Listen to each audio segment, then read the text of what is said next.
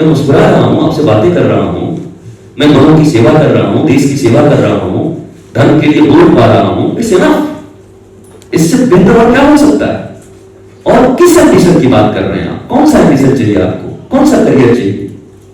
Career का अर्थ है, career एक शब्द बना दिया अंग्रेजों ने, हमारे बच्चे बर्बाद हो गए उसके पीछे। करियर एंड जॉब, ये दो चीजें तो यहां मन में। Job, job, what do you mean by job? You are living, आप जी रहे हो, आप बढ़िया भोजन कर रहे हो, कपड़े पहन रहे हो, परिवार के साथ हो, लोगों से मिल रहे हो, आनंदित हो, अपने राष्ट्र की सेवा में लगे हो। और कौन सा जॉब? नहीं, जॉब मेरे को नहीं मिले, बच्चे वो भी जॉब। करियर मेरा बड़ा गड़बड़। करियर लाइट लिया करो, और इसको तभी आप कर सकते हो जब आपके जीवन में नॉलेज हो, ज्ञान, प्रकाश हो। यह अंधकार तभी दूर हो सकता है जब लाइट हो, LIGHT। और याद रखो, जिनके जीवन में LIGHT होता है उनके जीवन LIT होते हैं, लाइट होता है, हल्का फुल्का होता है। लाइट टू लाइट की यात्रा है ये। हमारे पास जितना ज्ञान का प्रकाश होगा, हम उतने हल्के होंगे, हम उतने आह्लादित होंगे, हम उतने आनंदित होंगे, हम उतने प्रेम में होंगे। अदरवाइज अंधेरे में आप भी भटको, आने वाले संतानों को भी अंधेरा दो, ऊपर से अहंकार भी रखो। बेटा भी कहेगा आपने क्या दिया मुझे? अगर वाले शर्मा जी के उन्होंने ये दिया, वर्मा जी ने ये दिया, आपने क्या दिया? वो आप भी तो ऐसा बना रहे हैं उनको। तो थोड़ा डिस्टर्बेंस तो है, मैं अनेबल हूँ, अगर फोन बजेगा तो बोलने में। I am not professional speaker, और कोई मुझे बुक करके नहीं लाता। मजे की बात ये है, दुनिया में अभी तक 51 साल में कोई बुक करके नहीं लाया। अपनी मौज में आते हैं, मौज से जाते हैं। आपसे मुझे कुछ चाहिए नहीं, इसलिए मैं मौज में रहता हूँ। अगर मैं एक्सपेक्टेशन लेके आऊँ, मुंबई है, आर्थिक राजधानी है, इस आर्थिक राजधानी से अपना भी कुछ आर्थिक परमार्थिक में हम लगा सकते हैं, तब तो हमको चिंता होगी। पर हमको कोई नजर ही नहीं आता। हम मुंबई में बैठे, वृंदावन में बैठे, क्या अयोध्या में बैठे, लोग तो वही हर जगह। और जिस दुनिया में 88% से ज्यादा लोग डिप्रेशन में हो, जैसे अभी योद्धा डिप्रेशन में बैठा हुआ है, डिप्रेशन में हो, उस देश की हालत क्या होगी? पूरी दुनिया में 88% लोग डिप्रेशन में, मेंटल डिसऑर्डर्स के शिकार हैं। 12 लोग बचे हैं ठीक ठाक पूरी दुनिया में, और भारत में 26 में 26, पर पूरी दुनिया में सिर्फ 12 बचे। और भारत में जो बचे हैं 26 लगता है यही बैठे हुए ठीक ठाक। मुझे ऐसा लग रहा है कि आप इतनी मुस्कुराहट है, मस्ती में, मुझे लग रहा है यही बैठे हैं सब, बड़े अच्छे आराम से बैठे हुए, प्रेम से बैठे हुए, मस्ती में बैठे हुए। और यही वो लोग, और यही जिंदगी चाहिए आपको। इसी के लिए आप इतना परिश्रम करते, इसी के लिए आप इतने तिकड़म करते। मैं ये नहीं कहता कि आप परिश्रम मत करो, आप कुछ करियर मत बनाओ, सब बनाओ ना यार, बड़ा हैप्पी भी बनाओ ना। एंजॉय योर एवरी मोमेंट, एक एक पल को एंजॉय करिए। गुजरे कोई भी पल जो जा रहा है वापस आएगा नहीं। पल तो छोड़ो, तुम भी नहीं आओ, तुम्हारा भी बट्टाधार होने वाला है जल्दी। तो जब तुम्हें ही नहीं आना, तो किस बात के लिए बुझे हुए चेहरे क्यों? ये चेहरे पे मुस्कुराहट क्यों नहीं है? एक प्यारी सी स्माइल क्यों नहीं है? वो शर्मा जी और वर्मा जी से मिलने के बाद ये झूठा क्यों मुस्कुराहट आई? फिर उसके बाद फिर तब तक उधर से आए देश पांडे जी, फाइन। जीवन में कुछ भी फाइन नहीं चल रहा, बर्बाद हो गए। तो आंतरिक आह्लाद क्यों नहीं है आपके पास? इटर्नल ब्लिस, ये तो होना चाहिए आपके पास। ये नहीं है आपके पास, और ये आपका चेहरा बताता है। और अगर मैं झूठ बोल रहा हूं तो एक दिन अपने बेडरूम में कैमरा लगा लो 24 घंटे के लिए, और रिकॉर्ड करके देखो, अपना ही माथा पटक दो दीवार में। ऐसा हे भगवान, लगातार दीवार 1 घंटे तक देखे जा रहे हैं। छत भी कहता है कि छोड़ दे, नजर मत लगा भाई, मैं गिर जाऊंगा। तो कई को नजर लगा रहा है मेरे ऊपर। तो आप खुद को अगर ऑब्जर्व करोगे तो आपका चेहरा आप देख करके बोलोगे यार मैं इतना दुखी, मुझे तो पता ही नहीं था। और अब इस दुख का उपाय आपको खोजना पड़ेगा। मैं इतना दुखी क्यों? आप दिख रहा है कभी कभी लोगों का चेहरा, आप देखिए हमारे साथ भी कोई है उनके बहुत अच्छे चेहरे नहीं होंगे, देख लीजिए, ये मत मानना कि चेहरे अब हंस रहे होंगे, देख लीजिए रिश्ता, देखिए पहले ये केस आपसे ज्यादा कोई डिप्रेशन में पड़ेगा। हाँ, ये जरूरी नहीं है कि बहुत सारा जहां जहां बिजली पैदा होता है वहां आसपास में बल्ब भी जल रहे होंगे, किसी की वायरिंग जली हुई होगी, किसी का स्विच खराब होगा, किसी के फिलामेंट भी गिर गए होंगे, तो ऐसे भी लोग हो सकते हैं हंसपास। ये जरूरी नहीं। गुरु जी के पास यार ये हंसता नहीं है, अरे गुरु जी के पास रहने से हंसने लगेगा? कोई फीडर फीड के सामने रहने से क्या अपने आप चल जाएगा? प्रकाश अपने आप हो जाएगा कि उसके एक कनेक्शन है, उद्धार लेना पड़ेगा। 440 को वो लाख वोल्ट या कितना वोल्ट होता है उसको 440 में कन्वर्ट करें, फिर हाउस में लाएं, फिर वो सब तार बने तब जलेंगे। वो जरूरी नहीं कि आपके आसपास कोई हो। रामकृष्ण परमहंस का जितने भी रसोइये थे 32 ईयर्स तक उन्होंने प्रसाद बनाए, भोजन बनाए, उनके साथ रहे। किसी ने पूछा ये रामकृष्ण परमहंस कैसे हैं? नहीं महात्मा है। फिर दिल से पूछा 5 रुपया देके, सच बता। अरे पागल है, पागल है। और पागल लोग आते नहीं मिलने के लिए, पता नहीं पागलवा से मिलने क्यों आते हैं। ये उनके ऑब्जर्वेशन थे जिन्होंने 32 साल तक ठाकुर रामकृष्ण परमहंस के भोजन बनाए, प्रसाद बनाए मां काली के, जिन्होंने विवेकानंद पैदा कर दिया इस पृथ्वी पर। विवेकानंद कोई बहुत एक्स्ट्राऑर्डिनरी ब्रिलियंट आदमी नहीं थे, 2 रुपए की नौकरी खोजते थे, 2 रुपए की नौकरी खोजते थे महीने की। पर ठाकुर रामकृष्ण परमहंस ने उनको डाइवर्ट कर दिया। अरे छोड़ छोड़ क्या है, ऐसा 2 कौड़ी के चक्कर में पड़ा है, मैं तुझे मस्ती देता हूँ, तुझे ये करता हूँ, तुझे ये बताता हूँ, तुझे ये करता हूँ। विवेकानंद ने कई बार उनका अपमान भी किया है अपने गुरु का। भला मैं 2 दिन के लिए नहीं आता तो आदमी क्यों भेज देते हो? आदमी मत भेजा कीजिए, इतना क्या आ सकती है आपको मेरे से? तो बहुत सारे आर्गुमेंट्स होते थे विवेकानंद और ठाकुर रामकृष्ण परमहंस के बीच। लेकिन जब ठाकुर रामकृष्ण परमहंस ने अपने अंतिम आशीर्वाद दिया उनको और उसके बाद शिकागो से वापस आए, उसके पहले तो विवेकानंद और ठाकुर रामकृष्ण परमहंस को पूरे बंगाल के लोग कहते थे पागल गुरु का पागल चेला। फेमस थे दोनों, बोला पागल गुरु और पागल चेला। पर जब शिकागो से वापस आए, दुनिया में नाम हो गई, तो बंगाल वाले अमर विवेकानंद, अमर विवेकानंद, मेरा विवेकानंद। पहले कहां थे विवेकानंद? पागल आदमी, बताओ इतना अच्छा ग्रेजुएट आदमी है, इतने हाई कोर्ट के वकील का, बैरिस्टर का बेटा है, चाहे तो क्या नहीं कर सकता था? ये बैठ के पागल के पास आके भजन सुनता रहता है, प्रवचन सुनते रहता है, जो काली के नाम पर रोता रहता है। सब पागल ही बोलते थे उनको। और आप याद रखना, अधिकतर आसपास रखने वाले लोग, रहने वाले लोग जिन्होंने कभी अपने गुरु को पिया नहीं है, स्पिरिचुअल मास्टर को पिया नहीं है, वो जब भी आपको कहेंगे बोलेंगे पागल आदमी, ये बंदा ठीक लगता नहीं। इसलिए आपको अपनी वायरिंग को ठीक करना है। कोई आपके लिए आइडियल नहीं हो सकता। आइडियल एक ही हो सकते हैं जो जीवन में चल रहे हैं। और किसी को आइडियल बनाओगे जिनका जीवन स्वयं प्रकाशित हो, स्माइल हो जिनके चेहरे पर, जो मौत से जीते हो, वो आपके आदर्श हो सकते हैं। और कोई आदर्श नहीं हो सकता। जिसको बनाओगे सब धोखा देंगे, जिसको बनाओगे उसी की तरह बन जाओगे। और ये बात पक्की है, जैसा करोगे संग वैसा चढ़ेगा रंग। फ्रेंडशिप बहुत समझ के करना जिंदगी में। प्रोफेशनली जिनके साथ अटैच्ड हो वो रखो, वो जरूरी है। अगर कोई सबसे अच्छा किडनी का स्पेशलिस्ट शराबी और दांत उसके ऐसे निकले हुए और नहाता नहीं हो, स्नान नहीं करता, पर पता है कि मुंबई में इससे बढ़िया किडनी का इलाज कोई कर नहीं सकता, कहां जाओगे? मजबूरी है कि क्या कहोगे? नहा के आइए डॉक्टर साहब, तो हम इलाज करवाएंगे। डॉक्टर तो निकल जा, तेरा किडनी क्या, तुम मर जा, मेरे कोई, मैं ऐसे ही रहूंगा। तुम्हारा गरज है तो तुम उसके पास जाओगे, तुम उसके कोई अवगुण नहीं देखते। उसके भीतर कितने अवगुण है, स्नान करता है कि नहीं, कपड़े कैसे पहनता है, सेंस क्या है, सिगरेट पीता है कि शराब पीता है, क्या मतलब है?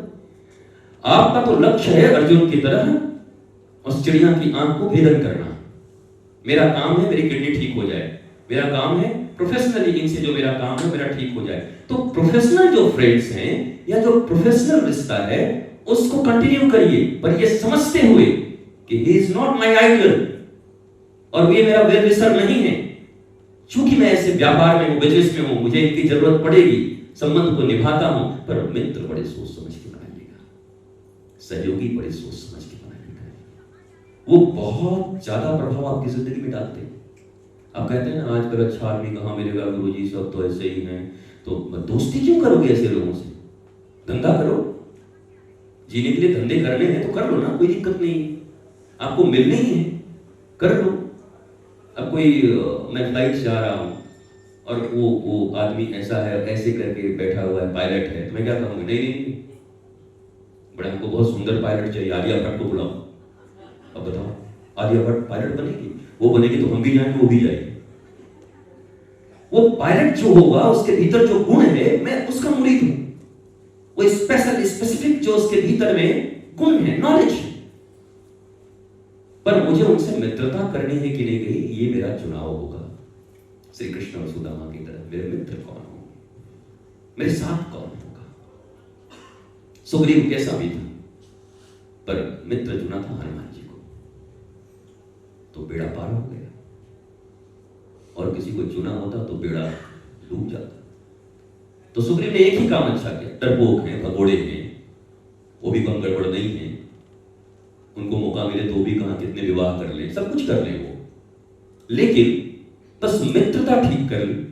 ज्ञानी नाम अग्रगण्यम सकल गुण निधानम वानरा नाम अधीशम रघुपति प्रिय भक्तम। जय हनुमान ज्ञान गुण सागर, जय कपीस लोक उजागर। तुम उपकार सुग्रीव ही कीन्हा, राम मिलाए राजपद दीन्हा। मित्र जो होगा, याद रखो मेरे बंधु, वो तुमको राम और सदगुरु से मिलाएगा, और बाकी तुमको रावण से मिलाएंगे जो तुम्हारा नाश हो जाएगा। रावण एक व्यक्ति है, ऐसे लोगों से तुम्हें मिला देंगे, तुम्हारा सर्वनाश हो जाएगा। मित्र सदा आपको गुरु ईश्वर उनके करीब ले जाएगा। तो मित्र अच्छे रखें, फ्रेंड्स अच्छे हों आपके। मैं बहुत आभारी हूं ये गौ सेवा पत्रिका जो निकालते हैं उनका, कि जो गौ माता के लिए ऐसा काम करते हैं। कल हमारी उनसे मुलाकात हुई थी, हमने कहा कि गौ तभी बचेगी जब वो कृषि में फिर से लग जाए।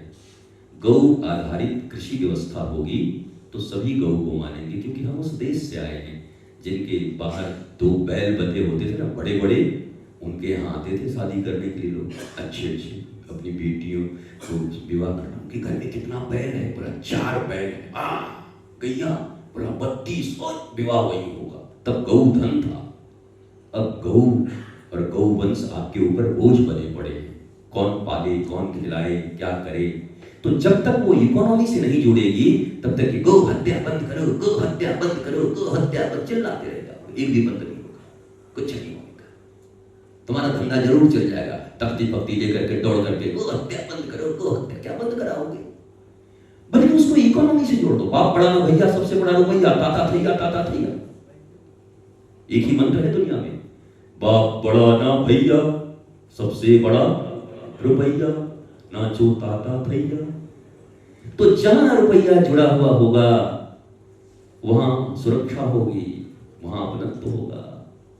इसलिए गौ सेवकों को भी मैं यही कहना चाहता हूं, आप भी मांग करो, आप कोशिश करो, एक छोटा सा कोई प्लेटफॉर्म बनाओ। जैसे मैं भी आनंदम गांव बनाने जा रहा हूं 1000 एकड़ में, और उस आनंदम गांव में ही हम ऐसी गौ माता के ऊपर आधारित कृषि को दिखाएंगे, डेमो करेंगे पूरी दुनिया और भारत के सामने कि हमारा भारत क्यों समृद्ध था। अरे गोपाल जिनका नाम है, जिनके नाम पे भजन गा रहे हैं, गोपाल, उनका नाम ही गोपाल है। और राधा रानी थोड़ी अकड़ के चलती थी श्री कृष्ण से, क्यों? कृष्ण के पिताजी के पास 9 लाख गैया थी और राधा रानी के पिताजी के पास 12 लाख गैया थी। तो राधा रानी अकड़ती थी, होश में, 3 लाख तेरे से ज्यादा है मेरे बाप के पास। अकड़ के चलती थी राधा रानी, धन ज्यादा था उस समय, तो गो उस समय धन था, उस पर सारी अर्थव्यवस्था लागू थी। ये विषय न बदल जाए, मैं आपके लिए बैठा हूं। गौ माता का रक्षा हो जाएगा, लेकिन आदमी जब अच्छे होंगे तब होगा। आदमी ठीक नहीं, गौ माता को कौन बचावे? आदमी ठीक नहीं, जंगल कौन बचावे? आदमी ठीक नहीं, हाथी का दांत कौन बचावे? जिसको मिल जाए वही ले जाए। हाथी का दांत ले जाए, काम बन जाएगा। शेर का खाल मिल जाए तो मारने में बड़ी जरूरत होगी, मरा मरा मिल जाए तो कौन न लेना चाहे? हाँ, 20 लाख में बिक जाएगा वो। तो किसी को कुछ बचाना नहीं है, वो बस बिस्लेरी की बोतल रख करके खाली सेमिनार कर रहे हैं। सेव अर्थ, सेव सॉइल, तो सेव फॉरेस्ट, तो सेव डियर, सेव टाइगर, और एक कहा सेविंग अकाउंट में मनी सिर्फ ये हो, बाकी कुछ सेव नहीं होगी। सबको, किसी को फुर्सत नहीं है अपने 70-80 साल के जीवन में जितना प्रकृति का दोहन कर सकता है, अपने बच्चों को मारने का उपाय कर सकता है, हम कर रहे हैं। चाहे वो केदारनाथ में आई हुई बाढ़ हो, चाहे केदारनाथ में ये पहाड़ों पर जो कुछ भी दुर्भिक्ष हो रहे हैं, ये किस कारण हो रहे हैं? हमने ही तो ऐसा किया है ना, हमने ही तो ये सारी व्यवस्थाएं की है ना। हम ही तो पूरी दुनिया को चूस रहे हैं, अपने पृथ्वी को चूस रहे हैं और कह रहे हैं बच्चे मैं तेरे लिए ना जमा कर दिया हूं 20 लाख। अरे बचेगा तब तो 20 लाख तुम्हारा खाएगा, बढ़ जाएगा।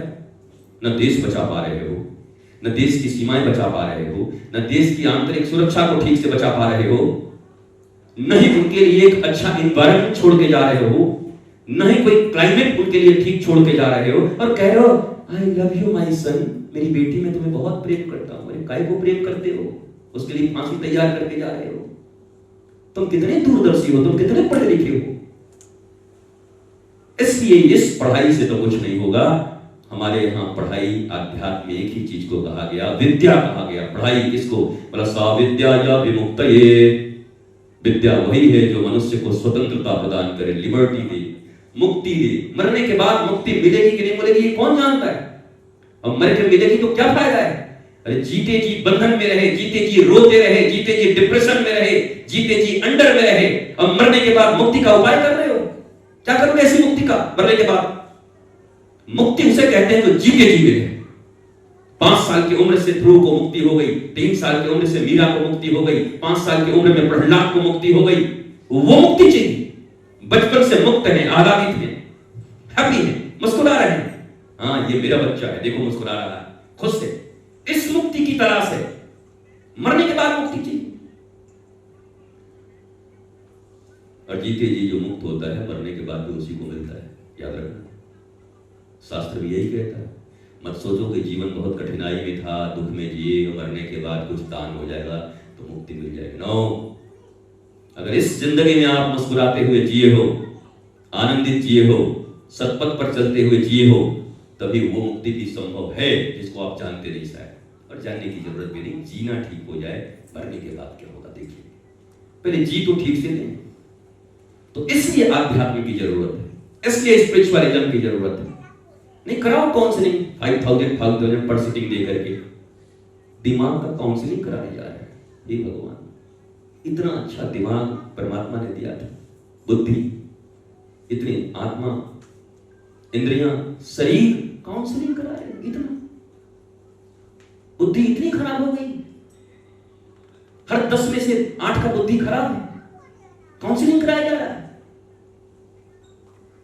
बल्कि थोड़ा सा ध्यान अगर दे दिया होता माता पिता ने कि नहीं मेरी जिंदगी ठीक नहीं रही है, हम बड़े कष्ट में रहे हैं, तू ऐसा जीवन मत जी, मैं चाहता हूं तू शास्त्रों के आधार पर जी, सनातन संस्कृति के आधार पर जी, सनातन धर्म के आधार पर जी, तुम रिचुअल्स को फॉलो करो, स्पिरिचुअल बनो, आध्यात्मिक बनो, तो शायद अपने संतानों को आप सबसे बेहतर चीज देके जा सकते हो, अपने लाइफ पार्टनर को सबसे बेहतर चीज दे सकते हो, अपने फ्रेंड्स को बेहतर चीज दे सकते हो, अपनी फैमिली को बेहतर चीज दे सकते हो। तुम कोशिश तो कर रहे हो कि मैं फैमिली को अच्छी चीज दूं, पर तुम्हारा तरीका ठीक नहीं, तुम्हारे पास माल जो है वो भी घटिया है, तुम वही दे रहे हो उनको, और घटिया चीज से कभी कोई सुंदर नहीं हो सकता। मैं समझता हूं कि आप मुझे समझते होंगे, मैं समझता हूं, अगर आप नहीं समझते हैं तो बड़ी अच्छी बात है, लेकिन आपको समझना चाहिए। बाकी ब्लेसिंग, आशीर्वाद, अरे जब ठाकुर रामकृष्ण परमहंस विवेकानंद को छूकर शिकागो में हीरो बना सकते हैं, तो एक सदगुरु के भीतर पावर तो होता ही है इम्पार्ट करने की शक्ति, अगर वो छू दे तो इम्पार्ट कर सकते। और आप ट्रस्ट करो, मैं इतना वैज्ञानिक आधार पर बात करता हूं, स्वयं विज्ञान का इतना छात्र रहा हूं, फिर भी कहता हूं हाँ, सदगुरु और ऋषि के भीतर इतनी शक्ति है कि उन्होंने इच्छा शक्ति कर ली कि इसकी जिंदगी बदल देना है तो छू के कर सकते हैं। उनके भीतर भी शक्ति है, पर you have to do, you have to follow. आप थोड़ा फॉलो करो उनको। आपको लगता है बेकार टाइम है, खाली का टाइम था इसलिए आ गए, और ये भी फ्री में करवा दिए होंगे सब। देख भाई कम बात कर, ये सब छूट जाएगा। हाँ ये बहुत कौन बोला आता पहले कुल्लू कुल्लू किल्लू कुल्लू, छोटा सा बच्चा है, बहुत बढ़िया। मैं यही आपसे कहने आया हूं, आप कभी वृंदावन आओ, हमारे आश्रम की जिंदगी देखो। 500 ईयर क्या 1000 ईयर्स बिफोर जैसे जीते थे, कोई जंगली नहीं। हम हैं बड़े सब बड़े अच्छे, पर लाइट्स नहीं, दीपक जलाते, मिट्टी की सारी चीजें हैं, 12 ज्योतिर्लिंग की मिट्टियां हैं, हजारों पेड़ पौधे की औषधियां हैं जहां बैठकर प्रसाद खाते हैं। बनता भी उसी तरीके से है। शाम की आरती आप देखेंगे तो आपको लगेगा अचानक में पहुंच गया 5000 साल पहले वृंदावन में। ऐसे लग रहा है ठाकुर जी आ रहे हैं। कितने हैप्पी हैं लोग, कितने खुश हैं लोग। हमारे वो राघव जी और उनके गुरुदेव दोनों बहुत अच्छे सिंगर हैं। वो वहाँ गए वृंदावन जाकर, वो तो खो ही गए वहाँ जाकर। वहीं पर उन्होंने शूटिंग की, रिकॉर्डिंग की सुंदर भजनों की। आप कभी जाओगे तो देखोगे आज की स्थिति में भी इतना सुकून का, इतना शांति का जीवन कैसे हो सकता है। तो आपको अपने आसपास ऐसी शांति निर्मित करनी होगी। मत भागिए, कितना दौड़िएगा। अंत में पता चलता है कि दौड़ते ही रह गए, ये पता ही नहीं था किसके लिए दौड़ रहे थे। मैं अपने गुरुजी के पास जब रहता तो 2 बंदे थे जो ऐसे गुरुजी बैठते और सामने में 2 लोग ऐसे खड़े होते, पूरी एक ऐसी चीज कोर्टयार्ड में बैठे रहते और लोग आते थे, पूरी भारत से आते, मिलते, प्रणाम करते, अपनी समस्याओं को रखते, गुरुजी यहाँ से बोलते। तो एक व्यक्ति थी, सिंह जी उनका नाम था, सिंह साहब। तो एक दिन गुरुजी ने कहा, ऐ सिंह साहब, तो जी तो जरा जाके, इतना ही बोले, जरा जाके, और वो दौड़ गए और दौड़े तो मेन गेट की तरफ दौड़े जहां दरबान खड़ा था, गेट वाला। जाके पूछे गुरुजी हमको क्या बोले? वो बोला हम तो इतनी दूर हैं, हम कैसे सुने? और वहां से कम से कम 400 मीटर दूर था। कह आप गुरुद्रोही हैं, आप मुझे बताना नहीं चाहते, गुरु का वाक्य पूरा नहीं करने दे रहे हैं। दरबान ने माथा पकड़ दिया कि ऐसा पागल आदमी भी गुरु के दरबार में रहते? तुम गुरु के पास जा रहे हो, तुम सुने ही नहीं, तुमने सिर्फ ये सुना कि जाके, जाके मतलब दौड़ गए। ये तो सुन लेते कि जाके क्या करना है, मुझसे क्या पूछ रहे? मुझे भी ऐसा लगता है जिंदगी इतनी फास्ट हो गई है, दौड़ तो सब रहे हैं, पता नहीं किसके लिए दौड़ रहे हैं। और जिस दिन पता चलता है उस दिन बेपता लापता हो जाते हैं खुद। क्या हुआ? मतलब लापता हो गए, हाँ लिख दिया गया दिन बुधवार, ये फलाना स्वर्गीय, भले नरक गए, लिखना तो स्वर्गीय है, इज्जत की बात है। कैसे लिख दें कि नरकीय? जीवन भर नरक करके वो आदमी गया है, उसके घर वालों को ही पता है कि ये यार तो पक्का नरक गया होगा, लेकिन कहे बेटा हाँ स्वर्गीय लिखवा देना, रे कम से कम 100 लिखवा दे, 0 लिखवा देना। अरे स्वर्ग में नहीं जाके क्या मिलेगा? स्वर्ग में कौन सी अच्छी जगह है? वहां भी तो इंद्र को बड़ी तकलीफें होती हैं, इंद्र थोड़ी देर में घबरा जाते हैं। स्वर्ग नहीं, वो लोकवासी है, साकेत में, राम राज में, प्रभु के दरबार में है। तो बहुत कुछ चीजें सीखनी है, करनी है, और मुझे कहीं जाना है। आपके 1-2 प्रश्न हो तो मैं ले सकता हूं, और उन प्रश्नों के उत्तर देते हुए मैं यहाँ से विदा हो सकता हूं। पूछ सकते हैं, पर जो सुना है आपने, जो सुना है उसी में से मत पूछ लेना। तो मेरे को लगेगा सुना नहीं, बस खाली प्रश्न ही लेके बैठा हुआ था कि ये बोले कुछ भी, मेरे को पूछना यही। अगर आप कुछ पूछने आए होंगे तो अब आपका थोड़ा थॉट प्रोसेस चेंज होना चाहिए। एंड अब जो आपको समस्या समझ में आ रही है वो आप पूछिए। कुछ लोगों की आदत है कि नहीं वही पूछना है जो हम सोच के आए थे, इतने दिन में कुछ तो चेंज हुए होंगे, अब कहां उलझन है वो पूछ लीजिए। तो जरूर हम आपसे आपको अच्छा उत्तर देने का प्रयत्न करेंगे। आस्क, जो दिल में पूछ।